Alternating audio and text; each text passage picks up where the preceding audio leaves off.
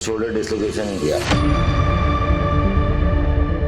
और हमने एमआरआई कराई, उसमें चीजें फटी भी आ रही है, तो बेटा बार बार में होता रहेगा। समझने की जरूरत है कि आखिर डिस्लोकेशन क्यों हुआ है, इसको कैसे ठीक करें, कितने तरह के प्रोसीजर्स होते हैं और सिर्फ सर्जरी करने से चीजें ठीक नहीं होती और क्या करना पड़ता है। इंपॉर्टेंट है कि आखिर सर्जरी करानी क्यों है। सिर्फ करानी इसलिए क्योंकि हमारा डिस्लोकेशन हो गया, हमारी एज 45-50 से कम है और एमआरआई में चीज टूटी भी आ गई है। क्या चीजें टूटी हुई आई है? ये आपकी हाथ की हड्डी है। ये हाथ की हड्डी डिस्लोकेट नहीं हो इसलिए लेब्रम रहता है ये चारों तरफ ग्लिनोइड के ऊपर, है ना। जैसे ये मेरा हाथ की हड्डी है, ये लेब्रम इसको रोक के रखा हुआ है, लेब्रम ने इसको रोक के रखा हुआ है डिस्लोकेशन होने के लिए। ये लेब्रम चारों तरफ रहता है मेरे ग्लिनोइड के। जब पहली बार टूटा तो ये लेब्रम फट के नीचे आ गया, तो ये अब टूटा हुआ है तो ये बार बार में डिस्लोकेट होता रहेगा। जब डिस्लोकेट होता है तो है ना, दो तीन चीजें होती है। जो हाथ जब डिस्लोकेट होगा ऐसे करके, सो एक तो ये लेब्रम यहाँ पर था, ये फट गया, दोबारा डिस्लोकेट होगा तो अब बोन घिसेगी धीरे धीरे, और दूसरा इस हाथ में जो खड्डा होगा ना वो भी बढ़ेगा। सो अभी आपके एमआरआई में सिर्फ लेब्रम टूटा है, बोनी बैंकार्ट नहीं है, कार्टिलेजिनस बैंकार्ट। दूसरा ये जो खड्डा है हाथ का, इसको बोलते हैं हिल सेक्स। ये भी नॉन एंगेजिंग है, छोटा है, बड़ा नहीं है। जैसे हम बढ़ते रहेंगे बार बार डिस्लोकेट होगा और ज्यादा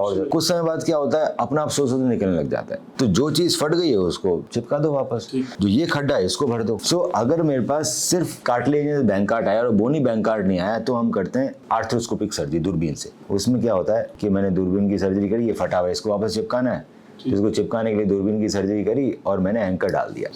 ये एंकर गया और इसमें धागे निकले जो मैंने इसे पिरो लिए। अब एंकर है ना कई तरह के आते हैं। एक होते हैं नॉटेड एंकर, गांठ बांधने वाले। एंकर लगा, धागा लगाया और यहाँ पे फिर हमने गांठ बांध दी सर्जन ने। अब होता क्या है, इनिशियली गांठ बांधने वाले एंकर आते थे, तो सपोज मैंने सबसे पहले इस एंकर पे गांठ बांधी, उसके बाद जब मैं यहाँ गांठ बांधूंगा ना तो ये हर बार टिश्यू थोड़ा थोड़ा और पास आता रहेगा। यहाँ तो मैंने टाइट बांधी तो टिश्यू थोड़ा पास आया, यहाँ बांधी तो थोड़ा और पास आ गया, तो ये गांठ ढीली रह गई। दूसरा कई बार ह्यूमन एरर हो सकता है, गांठ टाइट नहीं लगी, गांठ लगाने में दिक्कत हो गई। सो रिजल्ट नॉटेड एंकर के भी बहुत अच्छे आते हैं, सर्जन सीख जाते हैं ना यार, फिर हमसे गलतियां नहीं होती इसी सर्जरी करने के बाद। पर आजकल नॉटलेस एंकर भी आ गए जो मैं प्रेफर करता हूँ।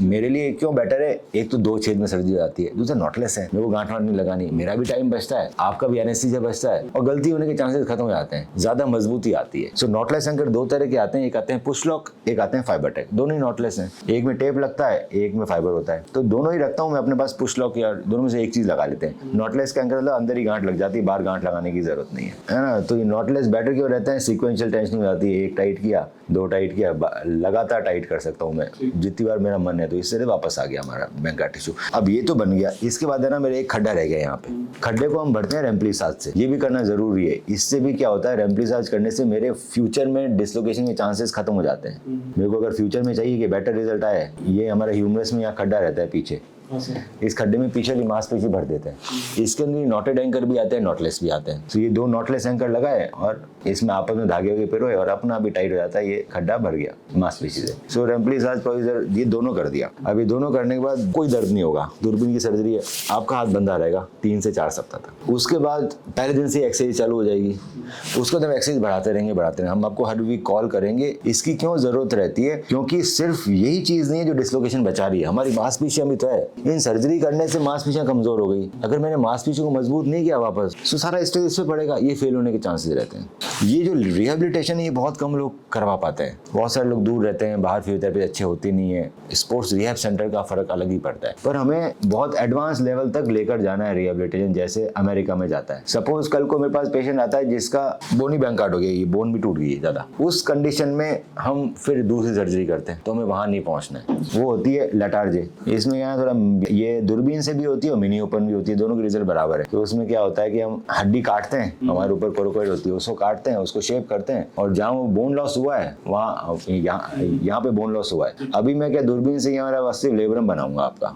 अगर ये हड्डी भी टूट जाए तो मुझे हड्डी डालनी पड़ती है, तो हम हड्डी लगा देते हैं।